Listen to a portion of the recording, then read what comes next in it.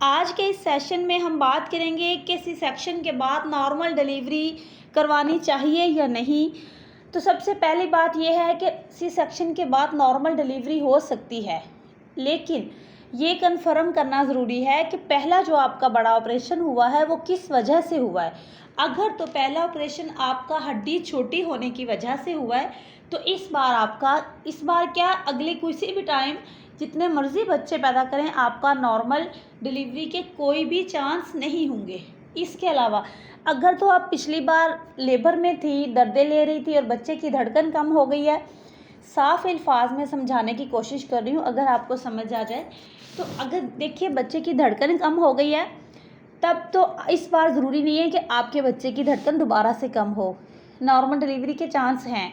या फिर बच्चे ने पखाना कर दिया हो अंदर, जिसकी वजह से बच्चे की हार्ट बीट कम होने का खदशा होता है, तो इस वजह से ऑपरेट किया जाता है। या बच्चे की पोजीशन ठीक नहीं थी, बच्चा लाइव पोजीशन में था, ट्रांसफ़र था, ब्रीच था, कोई रीज़न। लाइव पोजीशन में हो तो नॉर्मल होता है, ब्रीच भी नॉर्मल हो सकता है, लेकिन अगर ट्रांसफ़र हो, बच्चा पसीला आड़ा हो, टेढ़ा हो, तो ये नॉर्मल डिलीवरी नहीं हो सकती, जिसकी वजह से ऑपरेशन होता है। तो वो ऑपरेशन दोबारा से नहीं हो सकता, क्योंकि दोबारा से ये आप एंड पे चेकअप करवाएंगे कि इस बार आपके बच्चे की पोजीशन कैसी है।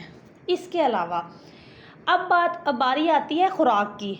आपको वीकनेस नहीं होनी चाहिए, आपकी डाइट अच्छी होनी चाहिए, आपकी एचबी कंप्लीट होनी चाहिए। अगर आपको खून की कमी है तो आपको दर्दें नहीं लगेंगे इस बार।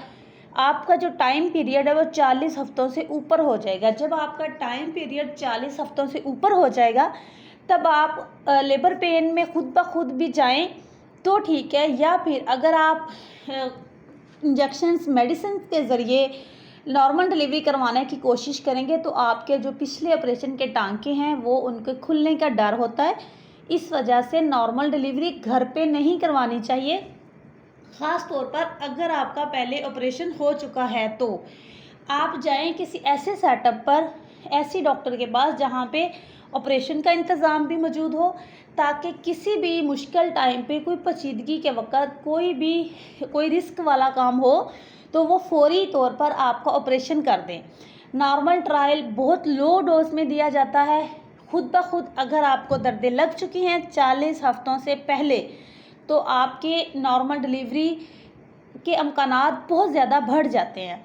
आपकी एचबी कंप्लीट है, आपकी डाइट अच्छी है, बच्चे का पानी पूरा है, तो आपकी नॉर्मल डिलीवरी के अमकानात बहुत ज़्यादा बढ़ जाते हैं। अगर आपके बच्चे का पानी ज़्यादा है या बच्चे का पानी कम है, तो भी नॉर्मल डिलीवरी के चांस बहुत कम हो जाते हैं। अगर बच्चे का पानी ज़्यादा होगा तो आप इसमें साथ में बीएसआर चेक करवाएंगे, यानी कि शुगर। तो आपको शुगर होगी, जिसकी वजह से आपके बच्चे का वज़न बढ़ सकता है और नॉर्मल डिलीवरी के अमकानात जो हैं वो कम हो जाते हैं। इसलिए नॉर्मल डिलीवरी का रिस्क लेने से पहले सी सेक्शन अगर आपका हुआ हो, तो आपने पहले अपनी गायनाकोलॉजिस्ट से चेकअप करवा लेना है, बाकायदा अपने टेस्ट क्लियर करवा लेने हैं और कुदरती तौर पर दर्दें लगने का इंतज़ार करना है। अगर आपको कुदरती तौर पर दर्दें लग जाएं, तो आपकी नॉर्मल डिलीवरी हो सकती है। उम्मीद करती हूँ इस वीडियो के मतलब जो भी आपके सवालात थे वो नॉर्मल डिलीवरी के मतलब वो पूरे हो गए होंगे।